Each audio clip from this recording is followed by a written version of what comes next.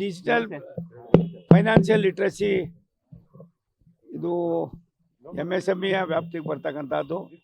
ಭಾರತ ಸರ್ಕಾರ, ರಾಷ್ಟ್ರದ ಪ್ರಧಾನಮಂತ್ರಿಗಳು ಡಿಜಿಟಲೀಕರಣ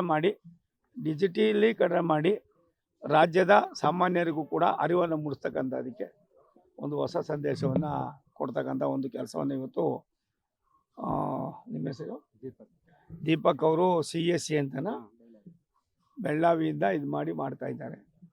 ಇದರ ಸದುಪಯೋಗ ಪಡೆಯೋದ್ರ ಜೊತೆಯಲ್ಲಿ ಭಾರತ ಸರ್ಕಾರದಲ್ಲಿ ಮೊದಲನೇ ಬಾರಿಗೆ ಕರ್ನಾಟಕದಲ್ಲಿ ನನಗೂ ಕೂಡ ಇದರ ಪೂರ್ತಿ ಮಾಹಿತಿಯನ್ನು ನಾನು ಇನ್ನೂ ಪಡ್ಕೊಂಡ ತಕ್ಷಣ ನಿಮಗೆ ಎಲ್ಲವನ್ನು ಕೂಡ ಸವಿಸ್ತಾರವಾಗಿ ತಿಳಿಸ್ತೀನಿ. ದಿಢೀರ್ನೆ ಬಂದಾಗ ಅವ್ರು ಕೊಟ್ಟಿದ್ದನ್ನು ನಾನು ನೋಡಿ ನನಗೇನಿದು ನಮ್ಮ ಕಾರ್ಯಕ್ರಮದಲ್ಲೂ ಇರಲಿಲ್ಲ, ಆದರೂ ಕೂಡ ಡಿಜಿಟಲೀಕರಣ ಮತ್ತು ಸಾಮಾನ್ಯ ಜನರಿಗೆ ಅರಿವನ್ನು ಮೂಡಿಸ್ತಕ್ಕಂಥ ಒಂದು ಒಳ್ಳೆಯ ಕೆಲಸವನ್ನು ಇವತ್ತು ಮಾಡಬೇಕಾಗಿದೆ. ಇದರಿಂದ ರೈತರಿಗೆ ಫಸಲ್ ಭೀಮಾಯಿಂದ ಹಿಡಿದು ಬರ್ತಕ್ಕಂಥ ಕೆಲವಾರು ಸಮಸ್ಯೆಗಳಿಗೆ ತಕ್ಷಣವೇ ಅಲ್ಲೇ ಪರಿಹಾರವನ್ನು ಕಂಡುಹಿಡಿತಕ್ಕಂಥದಕ್ಕೂ ಕೂಡ ಸಹಕಾರಿಯಾಗ್ತದೆ. ಇವತ್ತು ತಾನೇ ಅದನ್ನು ಉದ್ಘಾಟನೆ ಆಗಿದೆ.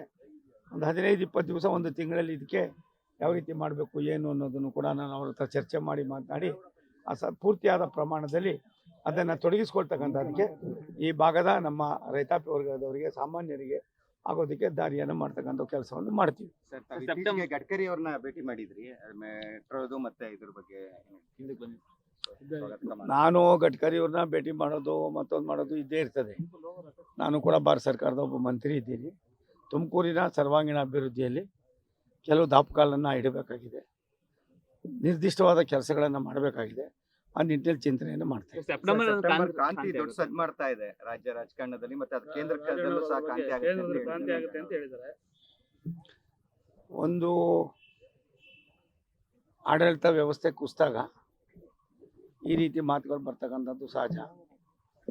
ಸಿದ್ದರಾಮಯ್ಯನವರು ಯಾತಕ್ಕೋಸ್ಕರವಾಗಿ ಈ ರೀತಿ ನಡ್ಕೊಳ್ತಾ ಇದ್ದಾರೋ ನನಗೆ ಗೊತ್ತಿಲ್ಲ. ಅವರ ಪಕ್ಷದಲ್ಲೇ ಸಾಕಷ್ಟು ಹೊಗೆ ಆಡಿದೆ ಅನ್ನೋದಕ್ಕಿಂತ ಹೆಚ್ಚಾಗಿ ಬೆಂಕಿನೇ ಹತ್ಕೊಂಡಿದೆ. ಅದನ್ನು ಯಾವ ರೀತಿ ಏನು ಅನ್ನೋದನ್ನು ಮುಂದಿನ ದಿನಗಳಲ್ಲಿ ತಿಳಿಸೋಣ. ಒಂದು ಸತ್ಯ, ಭಾರತ ಸರ್ಕಾರ, ಸನ್ಮಾನ್ಯ ನರೇಂದ್ರ ಮೋದಿಯವರು ಈ ದೇಶಕ್ಕೆ, ಈ ದೇಶದ ಸರ್ವಾಂಗೀಣ ಅಭಿವೃದ್ಧಿಗೆ ತಮ್ಮದೇ ಆದಂಥ ಕೊಡುಗೆಯನ್ನು ಕೊಡೋದ್ರ ಮುಖೇನ ತುಮಕೂರು ಜಿಲ್ಲೆಯನ್ನು ಕೂಡ ಸಮಗ್ರ ಅಭಿವೃದ್ಧಿಯತ್ತ ಕೊಂಡೊಯ್ತಕ್ಕಂಥ ಕೆಲಸವನ್ನು ನಾವು ಮಾಡೋಣ.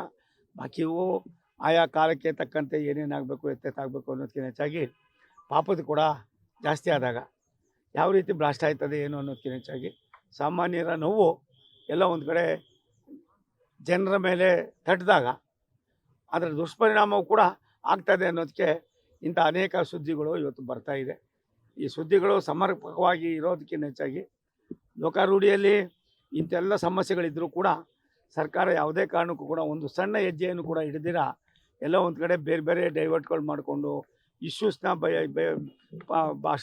ಇದು ಮಾಡ್ತಕ್ಕಂಥ ಬಂದು ಕೆಲಸವನ್ನು ಮಾಡ್ತಾ ಇದ್ದಾರೆ. ಅದರಿಂದಾನೇ ಇವೆಂಥ ತೊಂದರೆಗಳನ್ನು ನಾವು ನೋಡ್ತಾ ಇದ್ದೀವಿ. ಮಾಧುಸ್ವಾಮಿ ಅವರು ಪಕ್ಷದಲ್ಲಿ ಕಾಣಿಸ್ಕೊಂತಾ ಇರಲಿಲ್ಲ. ಮಾಧುಸ್ವಾಮಿ, ಇನ್ನೊಬ್ಬ ಸ್ವಾಮಿ, ನಾನು ನಾವೆಲ್ಲ ಅನಿವಾರ್ಯ ಅಲ್ಲ ಕಣ್ರಿ. ನಾವ್ಯಾರು ಅನಿವಾರ್ಯ, ನಾನು ಅಗಾದಿಯಾಗಿ ಅನಿವಾರ್ಯ ಅಲ್ಲ. ಅವ್ರವ್ರ ಸ್ನೇಹಿತರು ಅವ್ರವ್ರು ಹೋಗ್ತಾರೆ.